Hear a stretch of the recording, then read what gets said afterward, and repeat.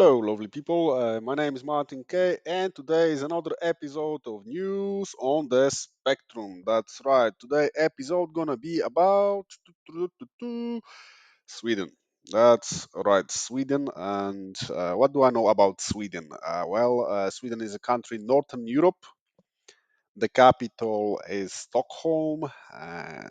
They have their currency is Corona. And that's right, Swedish Corona. In general, they are rich, blonde, and tall.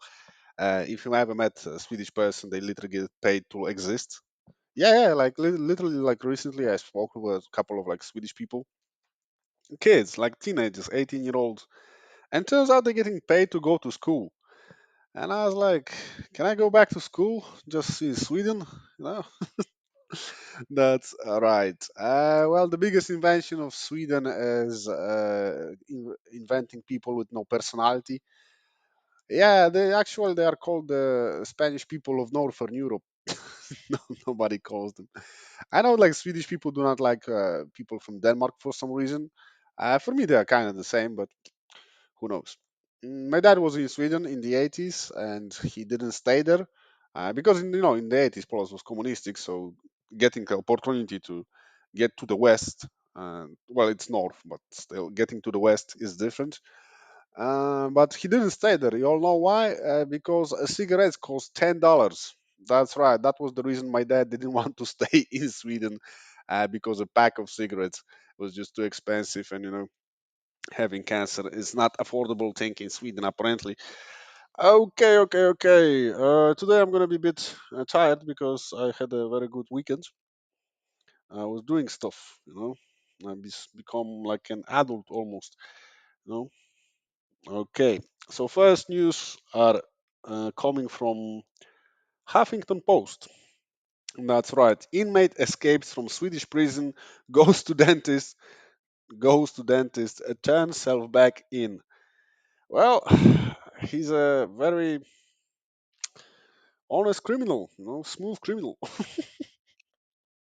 In prison, the tooth can hurt. The 51-year-old Swedish inmate broke out of prison in November because he had a toothache and wanted to go to the dentist. Officials said. If you ever had a toothache, yeah, you would understand. This shit is terrible. I had couple in my life, and I do not wish upon my worst enemies a toothache because I wish way worse things. The inmate who was scheduled to be released the next day anyway, okay, turned himself into police after getting his tooth treated. His sentence, originally 1 month, was increased by 1 day. Hmm. So getting out, escaping prison is not a crime in Sweden. Maybe, but yeah, Swedish prison is actually known for like being very soft, but they have a high rate of resocialization. Like people going back to actual life, not to crime. So it's a good thing. Also, I can imagine that the prison in Sweden looks like IKEA. you know, that's your punishment. That's your punishment. You have to like assemble the fucking IKEA bed for 20 years. And the man told Swedish newspaper Dagens Nyheter, I don't know how to fucking say it. He had been complaining to prison official about the pain for 4 days and finally busted out because he couldn't stand it. Dude, I understand.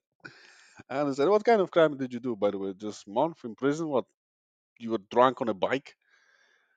It's a to say whether it was the weirdest prison breakout. In September 12, 2012, a yoga master was reported to have used his superior flexibility to slip through the food slot in prison cell in Korea.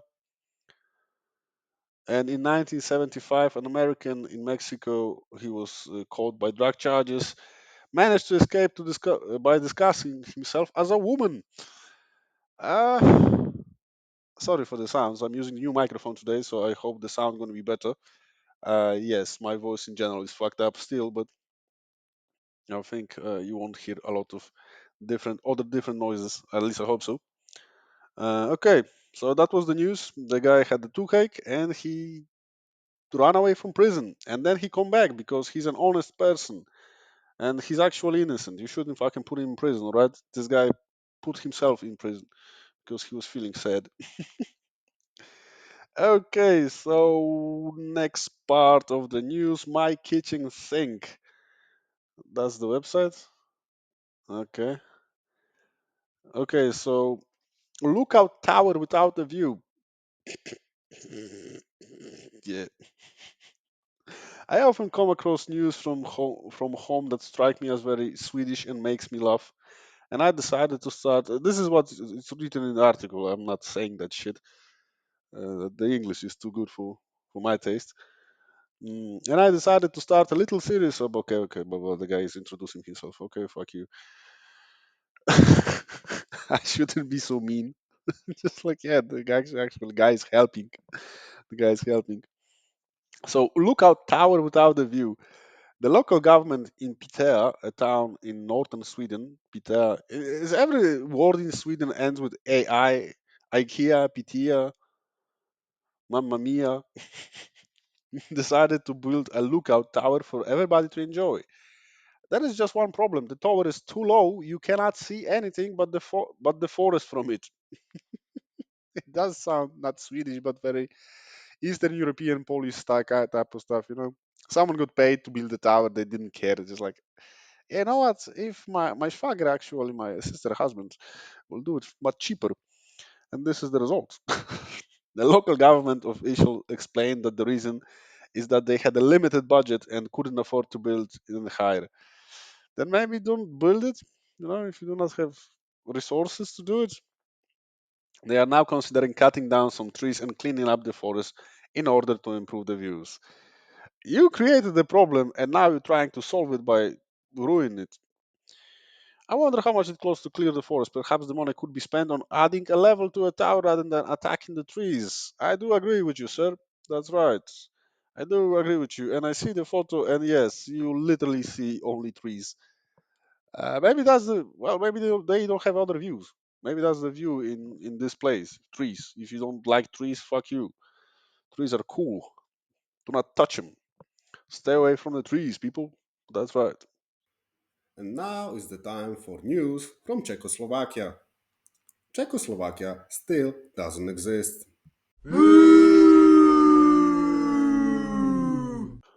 All right, people. Now is the time for the second part of the news. We spoke about the inmate who ran away from prison because his tooth ached, and lookout tower without any lookout. Okay. Another news is coming from ODT Central. That's right. Swedish minister bizarre banana phobia makes international news headlines. What? Banana phobia? She don't like bananas. Bananas are good. I'm eating them every day. They taste good. Sweden ministers of gender equality and work life.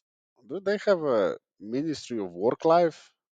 I understand gender equality, but work life just work. Allegedly suffers from irrational fear of bananas that prevents her from coming anywhere near the popular fruit. That sucks. It's like you cannot leave the house. Paulina Brandberg first mentioned her banana phobia in since deleted 2020 tweet describing this as the world's weirdest phobia. But the issue recently resurfaced and made national news in Sweden after the Express newspaper published a series of leaked emails that revealed the strength of her aversion to the yellow fruit. I'm not even laughing about this banana phobia. I'm laughing about those journalists who like cracked the email of some minister in Sweden. They're like, ha ha ha, we're gonna get some dirt on you. Oh, she doesn't like bananas. Yeah, well, let's publish it. Brandberg staff have been going to great measures to ensure that the 1-year-old politician does not come into contact with the fruit messaging people and venues she was scheduled beforehand to inform about her phobia. Uh, I think like her biggest fear in life is tripping on a banana peel. How the fuck are you scared of bananas? They don't they don't bite. You can buy them. All right. No traces of banana must be in the room. This news is actually ridiculous. This is one the first actual ridiculous news. I was really hoping for each country, but this is actually ridiculous. Her staff wrote in a letter to a Swedish speaker office in September, adding that the minister suffered from strong allergy. So is it allergy or is it actually phobia? Because that's two different things. Because if she would go to, I don't know, Carrefour, there's probably bananas there, all right? She cannot go there. She cannot do groceries. If she has allergy, yes, she can avoid it. We will secure the conference that there are no bananas. Yes, I think that's a matter of national safety. Remove the bananas, people. But sir, I'm eating right now. Spit it out. She's scared of bananas. I assume like if her partner is like, oh, I have some big banana, and then she's like, we're not gonna have sex today. Stupid.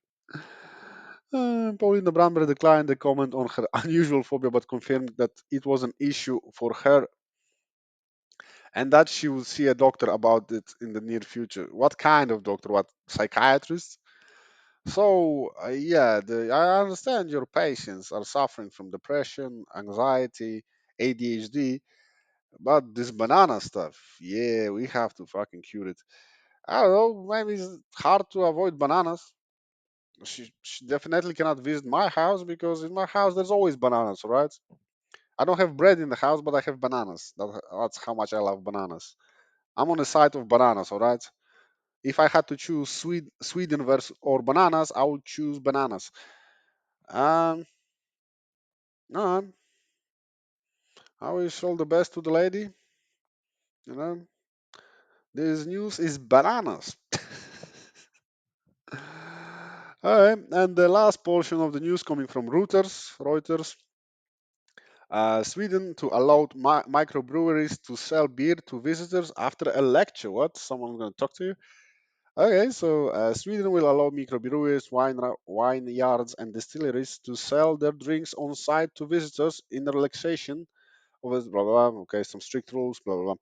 But visitors must be on a paid tour, all right, and must listen what the law describes as lecture with real content about the drink first, as well as facts about negative effects of alcohol consumption. I would rather not go. If I would have to listen to some, like, if you like, it's a trip, right? It's a trip. You're going to a brewery, probably some nice local one, and it's like, oh, there's some nice breweries. This is how we make beer. And by the way, beer is terrible. You're gonna become an alcoholic and you die, and you will die. I was like, maybe I will not buy it. Well, it's working. Under the current rules, shops in the Nordic country can sell on drinks up to 2.5% of alcohol. That's not an alcohol. For stronger drinks, they have to use the system Moblaget, which is like official store for buying, official state store for buying alcohol. Okay, so the farm sale law on alcoholic beverages takes effects in June. All right, 6 years mandatory. There is a evaluation. Okay, so you have to listen to the lecture. You can only buy like a souvenir style. So not only you cannot buy the actual beer you want because it has to be souvenir style, which means it's super small. You still have to listen to the person. Sweden do not know how to do a tourism. You have no idea how to do a tourism. Seriously. Okay, but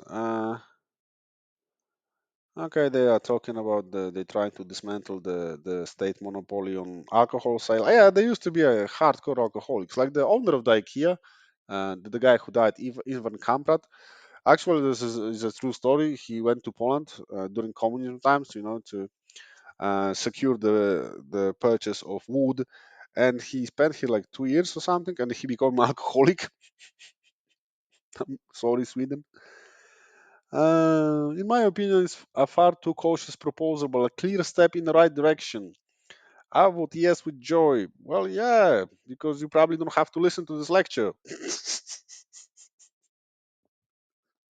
I can clearly imagine some old dudes having to listen to this stuff and just like, yo, just give me my beer, man. Give me my fucking beer. Okay, then saying the neighbors is also have like strong alcohol policies. Yeah, and probably some strong opinions too. Anyway, well, that's actually probably like the local flavor in that case. And I wish everyone a good weekend. I wish everybody to have a drink or not drink, depends on you. And that was the episode, right? That was the episode about Sweden. It was pretty pleasurable. If you have news from your country, please send it to the email sent in showed in the description. And my name is Martin K. All right, people, take care.